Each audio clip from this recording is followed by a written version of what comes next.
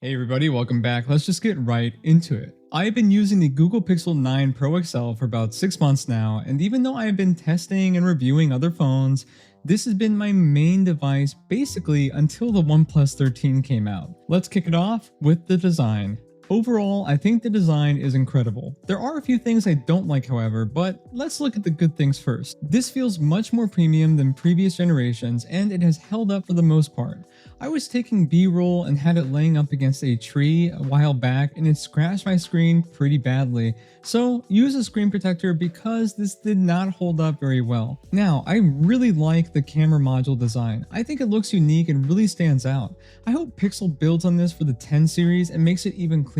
Now, for a few of the things that I don't like, I think the glossy aluminum looks great, but the second you touch it, it's a fingerprint and grease magnet. I prefer the matte finish on the non-Pro model, and I hope that Google can give us something similar to the iPhone or the S25 Ultra with their titanium frame with the 10 series.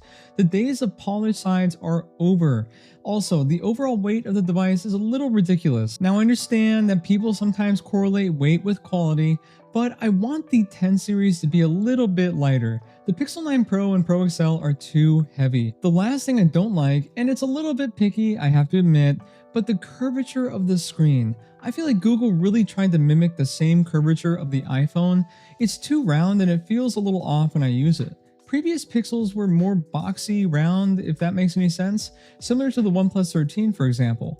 It's still rounded off at the corners, but not too much. I hope that the 10 series can reduce the screen curvature just a little bit and make it a tad boxier. It's still an incredible design, and I think Google did a great job, and I look forward to the Pixel 10. The display is incredible. Google has had bad history with display issues and poor quality panels, but the Pixel 9 Pro screen is pretty much perfect. It's high resolution, gives great contrast and color accuracy, and it's bright. This gets a peak brightness of 3000 nits, and I have no issues in my bright Florida sun. One thing I would love is for Google to make its own version of the anti-reflective coating that we see on things like the S25 Ultra.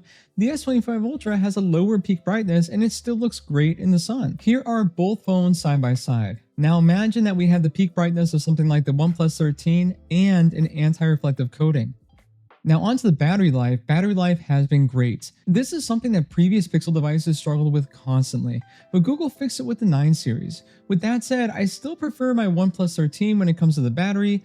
There isn't a significant difference between the two when we are looking at screen on time, but the charging speeds. Google, this needs to be fixed in the 10 series. Look at it compared to the OnePlus 13. It's going to take a little bit over an hour to go from 0% to 100%, and the maximum it can charge at is 37 watts wired and 23 watts wireless. The OnePlus 13 charges from 0 to 100 in 36 minutes and can charge at 100 watts wired and 50 watts wireless. To me personally, this is now a deal breaker. My life is busy and I'm constantly on the go. If my phone is low on battery and I just need to charge it up a little bit, I can't say how much I love to be able to get to 100% in about half an hour on my OnePlus 13. I would love to see Google improve charging speeds on the 10 series now that they finally fixed the bad battery life that they've had in previous generations. Now getting to the camera, what do I even need to say here? This is easily my favorite camera of 2024 and so far my favorite camera of 2025. Until the Pixel 10 series comes out, of course, assuming that Google doesn't do anything crazy. I still think video quality, however, while it is a huge improvement over previous generations, it could still use some work. I still find that I like the S25 Ultras and the iPhone's cameras better for video, but when it comes to still shots, this is the best phone out there, period. One thing that Google did with the 9 series is that they upgraded the selfie camera to a 42 megapixel ultra wide camera, and it looks great and gives you a wider shot than normal, so you can capture more people in group shots. One thing I want to see improved is the zooming in choppiness. It's not even close to the iPhone or other devices, and it's really annoying when I'm shooting some video and I want to zoom in and it just looks all choppy and messed up. It looked really bad when it released 6 months ago and it still looks bad today. I would like to see Google fix this with the 10 series.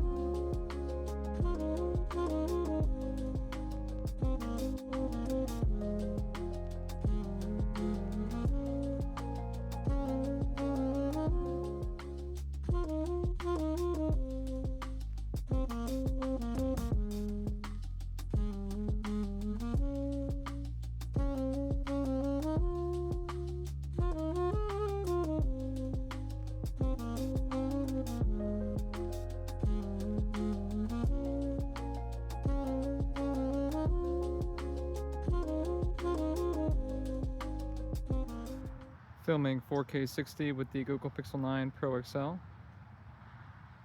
Just gonna be moving around here. I'm gonna go up and down, get an idea of any wonkiness with the camera. Okay, let's zoom in on that flower over there. That's 2 times, 5 times, and we'll zoom in to 20 times digital zoom. Back to 2, back to 5. Back to 1, 0.5 wide angle. Look up at the sky. Back to 1. And I'm just gonna jump up and down, get an idea of the stabilization. You guys let me know down below. Filming 4K 60 with the Google Pixel 9 Pro XL. This is the front-facing camera, which is a 32 megapixel camera, I think. Oh my goodness, I already forgot. I think it's 32 megapixel. But here is Cusco, my good old buddy. You guys can get an idea of the quality of the camera. I'm gonna zoom into 1.4. There he is. He's bathing his paws. Oh, Cusco. Back to 1. And there you go. So in theory, it should be much better than in prior generations. I think it looks great, personally. So you guys let me know down below. Do you like the quality? The lighting is not the best in my home right now, but it's not bad.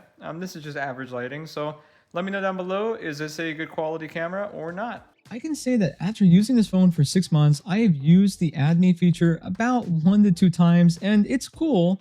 And I wouldn't say it's a gimmick necessarily, but yeah, I don't use it. But who knows, you might find it more useful. The AI features, however, I use a ton. The problem is that all phones have those Gemini features now.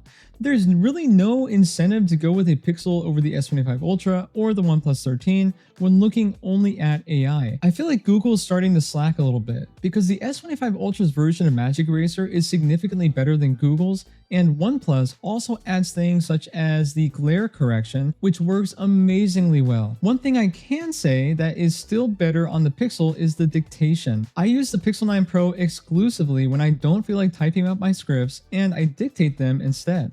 And even though some phones have improved with this, Pixel still wins. And of course, I still love using the classic Pixel exclusives like call screening and now playing. I also really like the reimagine feature when editing my photos. I think it does a great job and it makes editing my photos a lot of fun. Now getting to the performance, this phone is incredibly fast and fluid. I don't experience any stuttering, and the overheating that Pixels have had on previous devices is no longer an issue. The software and hardware integration is just incredible. But on paper, the Tensor chip is slow. And I will be the first to admit that if I know that I'm going to be gaming for about an hour or more, I grab my iPhone, my S25 Ultra, or my OnePlus 13, and I set my Pixel to the side. Can it handle it? Yes, but other phones just do it better. The issue I have now is that the OnePlus 13 is cheaper than this phone. It has significantly better performance and at a cheaper price. I know people talk about it online a lot, but generally I don't think a lot of people have an issue with Google using the Tensor chip. But Google's chip being significantly slower on paper and they're charging these flagship prices, that causes some frustration. The Snapdragon is just a way better chip, but I still have hope that the 10 series can have a more noticeable leap in performance. With that said, unless you are someone planning on gaming on your phone for a long period of time, this phone will feel just as fast as any other device regardless of what the benchmarks say. So, that's my 6-month review of the Google Pixel 9 Pro XL. It is a significant improvement over the prior generations, and it makes me excited for the 10 series coming out very soon. Hit that like button down below if you enjoyed the video, and subscribe for more if you like what I do. Let me know in the comment section below, is the Pixel 9 Pro XL worth it in your opinion? What phone would you choose instead? Thank you for watching, and I will see all of you next time.